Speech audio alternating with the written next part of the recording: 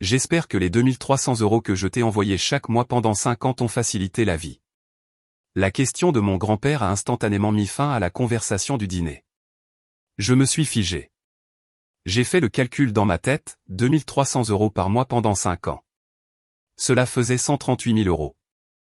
J'ai regardé mes parents de l'autre côté de la table. Le visage de ma mère est devenu d'un blanc mortel. Mon père fixait son assiette, refusant de lever les yeux. Je me suis retourné vers mon grand-père et j'ai prononcé la phrase qui a mis fin à ma famille, je n'ai jamais reçu un sou.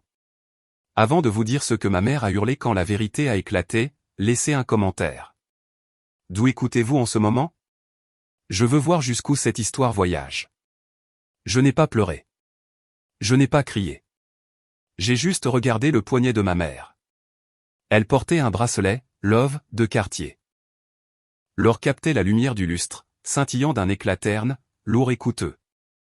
Je savais exactement combien il coûtait car j'avais fixé ce même bracelet dans une vitrine il y a 3 ans, la semaine même où je m'étais évanoui à mon bureau parce que je rationnais mon insuline. Ce bracelet coûtait 5500 €. Ma quote-part pour l'insuline était de 370 €. Ma mère, Catherine, m'a surprise en train de regarder. Elle a instinctivement couvert son poignet avec son autre main, mais le mal était fait. Le calcul dans ma tête s'est enclenché comme un piège d'acier. Ils n'avaient pas seulement volé mon argent. Ils avaient monétisé ma souffrance. Je suis Chloé, et j'ai 26 ans. Je suis architecte. Mon travail consiste à regarder une structure et à identifier instantanément les murs porteurs et les fissures de contrainte. À cet instant, en regardant mes parents, j'ai vu un bâtiment sur le point de s'effondrer. Il me suffisait de lui donner une petite poussée. La plupart des gens auraient explosé. Ils auraient renversé la table. Mais j'ai appris il y a longtemps que crier sur les narcissiques ne fait que leur donner du carburant. Si vous voulez détruire un menteur, vous ne discutez pas avec lui. Vous le laissez parler. J'ai plongé la main dans mon sac. Ma main était stable. J'ai sorti mon téléphone, l'ai déverrouillé et j'ai ouvert mon application de diffusion en direct. Je n'ai pas regardé l'écran. Je n'ai pas vérifié l'éclairage. Je l'ai juste calé contre le centre de table florale, l'objectif de la caméra scrutant à travers les feuilles, cadrant parfaitement le visage en sueur de mon père et les yeux terrifiés de ma mère. Nous étions en France. Tant que je faisais partie de la conversation, je pouvais enregistrer, diffuser et distribuer chaque mot qu'il disait. Et j'avais l'intention de diffuser cela au monde entier. Chloé, balbutia finalement mon père, Patrick, la voix brisée. Tu dois comprendre, nous n'avons pas gardé l'argent. Nous l'avons géré pour toi. Géré, ai-je répété, d'une voix neutre. Comme un investissement. Exactement.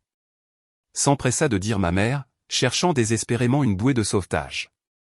Tu sais que tu n'es pas douée avec les finances, ma chérie. Tu es une artiste. Tu es fantasque. Nous avons mis cet argent dans des choses qui profiteraient à l'image de la famille, ce qui te profite à toi. Le compteur de la diffusion en direct sur l'écran de mon téléphone augmentait, 10 spectateurs, 50, 100. Alors, le bracelet Cartier, ai-je dit en montrant son poignet. Ça me profite. Comment? C'est un investissement dans les apparences, lança-t-elle sèchement, son masque se fissurant à peine. Les gens nous jugent, Chloé. Si nous avons l'air pauvres, tu as l'air pauvre. Nous avons fait ça pour protéger ta réputation. Et le vin millésimé? Ai-je demandé, en regardant la bouteille que mon père serrait encore. C'est pour ma réputation aussi? Ou c'est parce que tu aimes boire l'argent de mon loyer? Arrête d'être ingrate, siffla ma sœur, Camille. Elle leva enfin les yeux de son téléphone, agacée que l'ambiance soit gâchée. Maman et papa ont tout sacrifié pour nous. Et alors, s'ils ont utilisé un peu de l'argent de grand-père? Tu n'en avais pas besoin. Tu as un travail. J'ai 3 emplois, les jeux corrigés. Et je vis dans un studio avec de la moisissure noire dans la salle de bain. C'est ton choix, ricana Camille. Tu as choisi d'être une artiste qui galère. J'ai choisi de survivre, ai-je dit. J'ai jeté un coup d'œil à mon téléphone, 300 spectateurs. Les commentaires commençaient à défiler plus vite que je ne pouvais les lire. Le piège était tendu. Il ne me restait plus qu'à attendre qu'ils y entrent complètement. Nous te protégions, dit mon père, sa voix gagnant un peu plus d'assurance en voyant que je ne criais pas. Il reprit la bouteille de vin millésimé, le verre tintant contre le bord de son gobelet. Tu étais jeune. Tu aurais gaspillé cet argent dans des fêtes ou des modes. Nous l'avons investi dans des actifs. Ce dîner, c'est du réseautage. Ça aide la marque de la famille. Il prit une gorgée. Ce vin coûtait 550 € la bouteille. J'ai regardé le liquide rouge tourbillonner dans son verre, et soudain, je n'étais plus dans la salle à manger privée. J'étais de retour dans ma salle de bain, il y a 3 ans. C'était un mardi. Je m'en souviens parce que le mardi était le jour où je devais décider entre acheter des provisions ou renouveler ma prescription d'insuline. J'avais choisi les provisions parce que je pensais pouvoir faire durer le dernier flacon quelques jours de plus. J'avais tort. Je me suis souvenu du carrelage froid contre ma joue quand je me suis effondré. Je me suis souvenu des tremblements, de la vision en tunnel grise, de la pensée terrifiante que j'allais mourir seul sur le sol d'une salle de bain à côté de toilettes qui ne fonctionnaient pas correctement parce que je ne pouvais pas me payer un plombier. J'ai regardé mon père savourer les notes de chêne et de bail de son vin. Cette bouteille que tu bois, ai-je dit, ma voix tranchant le silence de la pièce.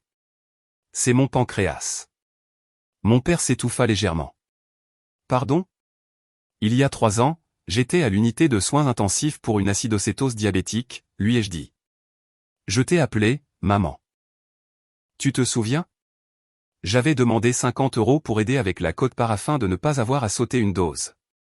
Ma mère cligna des yeux, son regard se dirigeant vers le téléphone caché dans le centre de table. Elle se souvenait. Tu m'as dit que tu étais à court de liquidité, ai-je continué. Tu as dit que le marché était en baisse. Tu as dit que je devais apprendre à mieux gérer mon budget. La même semaine, tu as posté une photo de ton nouvel aménagement paysager. Les hortensias à eux seuls coûtaient 1800 €. Nous avions besoin d'une belle apparence extérieure, cria-t-elle d'une voix perçante, sa voix montant dans les aigus. Nous pensions à vendre. C'était une décision commerciale. J'ai failli mourir, ai-je dit. Et vous avez acheté des fleurs. Camille leva les yeux au ciel, désireuse de défendre son territoire. Oh mon Dieu, arrête de faire ta victime. Tu fais toujours ça. Tu agis comme si tu vivais dans une zone de guerre. Ton appartement n'est pas si mal. Mon appartement a de la moisissure noire dans le système de ventilation, ai-je dit en me tournant vers elle. Je tousse du sang le matin. Je te l'ai dit à Noël dernier. Tu as ri et dit que c'était l'esthétique. C'est un look industriel, argumenta Camille. C'est tendance. Tu as posté une vidéo de tes achats de luxe le lendemain du jour où je t'ai dit ça, ai-je dit. Tu as acheté un sac fourre-tout Louis Vuitton.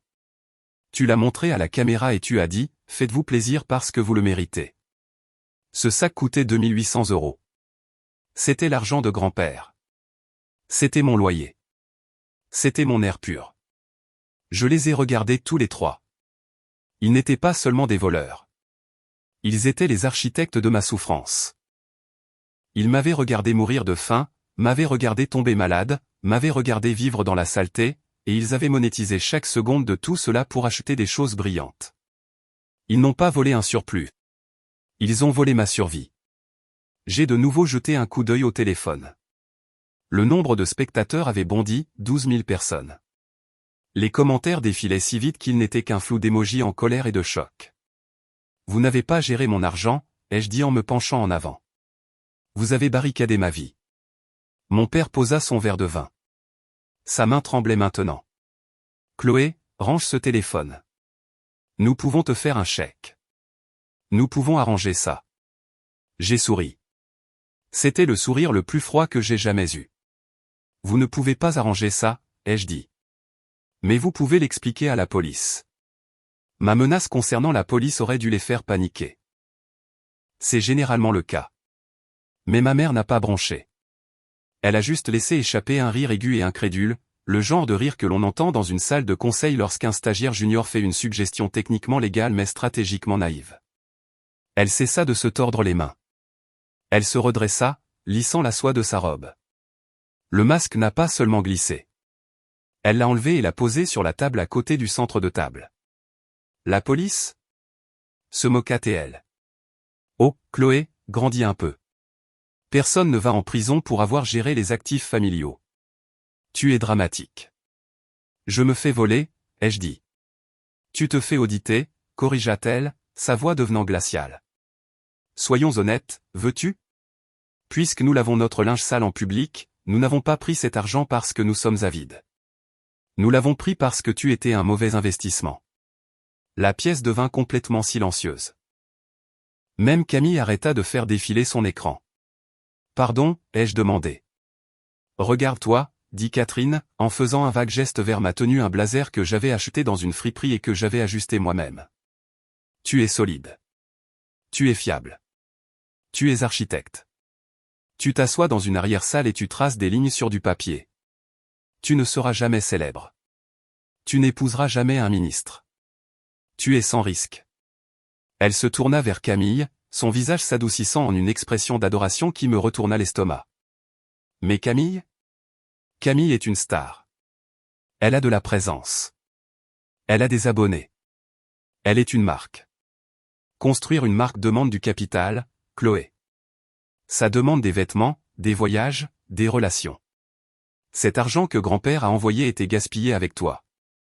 Il dormait sur un compte en banque sans rien faire pendant que Camille avait besoin de fonds de démarrage pour lancer sa carrière. Je la fixais. J'ai alors réalisé que je ne regardais pas une mère. Je regardais une gestionnaire de fonds spéculatifs qui avait décidé de liquider un actif peu performant. Ce sont les mathématiques narcissiques. Pour eux, un enfant n'est pas un être humain avec des besoins, un enfant est une action. J'étais une obligation à faible rendement, ennuyeuse, stable, invisible. Camille était une action technologique volatile, haut risque, haute récompense. Dans leur logique tordue, voler l'argent de mon insuline pour acheter un sac Chanel à Camille n'était pas de la maltraitance. C'était une réaffectation de portefeuille.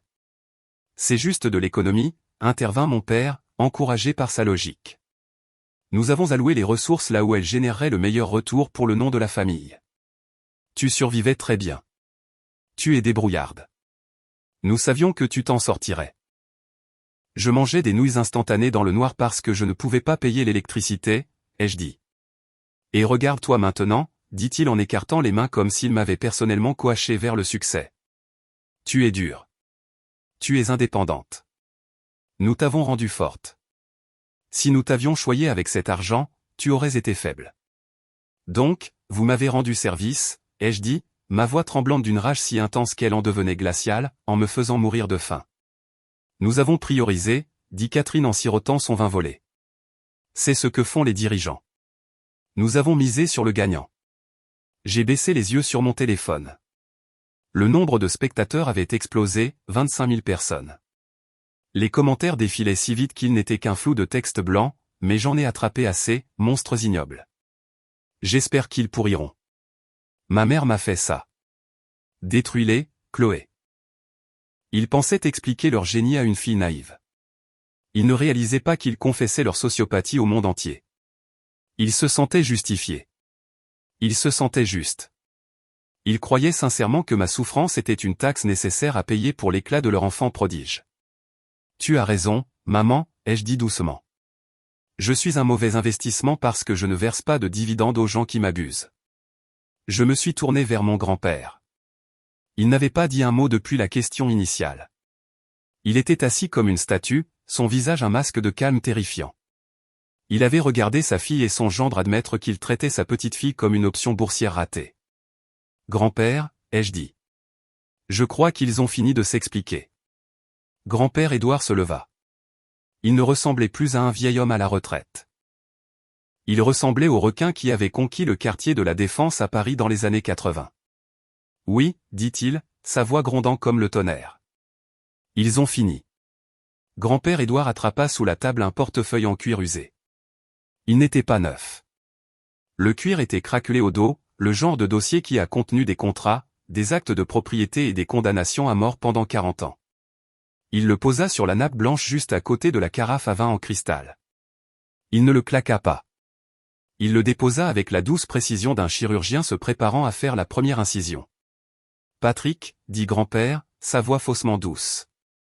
Sais-tu ce qu'est la comptabilité judiciaire? Mon père rit nerveusement. Bien sûr, Édouard. C'est pour les criminels, pour les audits. C'est pour trouver les choses que les gens cachent, corrigea grand-père.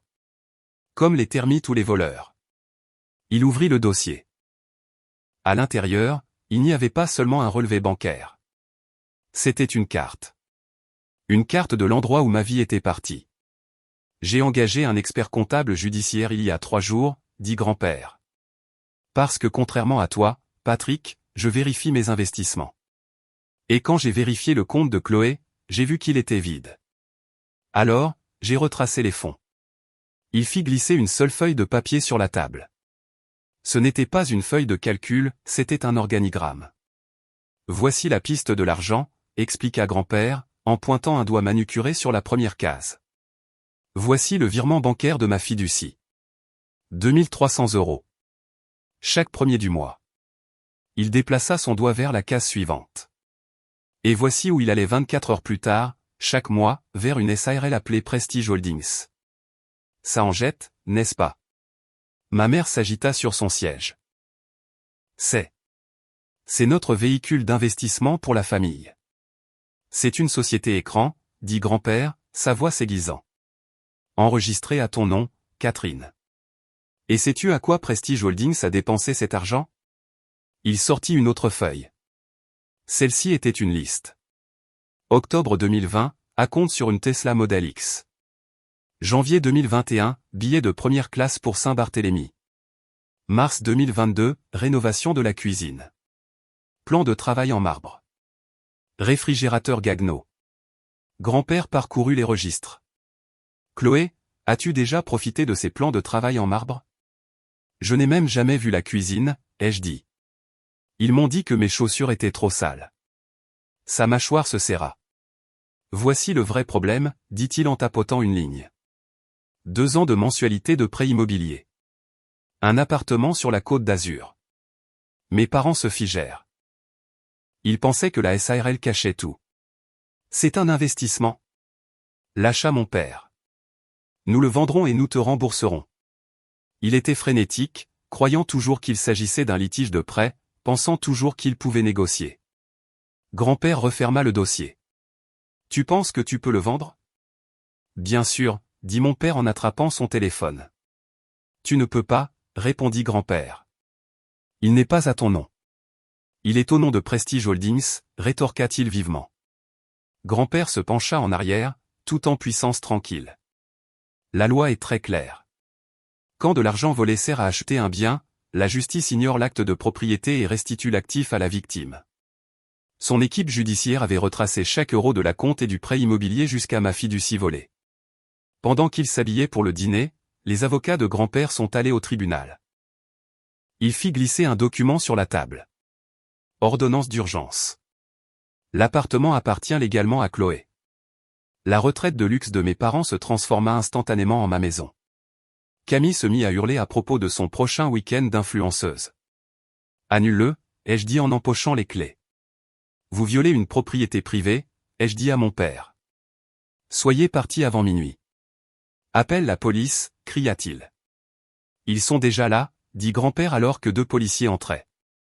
Acculé, mon père tenta de lancer une grenade. Il m'accusa d'avoir accumulé des dettes, puis admit fièrement qu'il avait ouvert des lignes de crédit à mon nom. Résignez l'acte de propriété ou je ferai défaut, siffla-t-il. J'ai ri et j'ai montré mon téléphone. C'est une diffusion en direct. 45 000 personnes regardaient sa confession et ses menaces en temps réel. Les policiers avaient tout ce dont ils avaient besoin. Mon père fut menotté. Ma mère fut également arrêtée. Camille s'effondra sur le sol, regardant sa vie en ligne partir en fumée. Quelques heures plus tard, je me tenais seul sur le balcon de mon appartement respirant la paix au lieu du poison. Les gens disent que la famille, c'est pour toujours, mais parfois la famille n'est pas un fardeau que l'on endure. C'est parfois une tumeur que l'on retire avant qu'elle ne vous tue. Ce soir, c'était une opération chirurgicale. Douloureuse, nécessaire, et j'ai survécu. La maison et ma vie m'appartiennent enfin.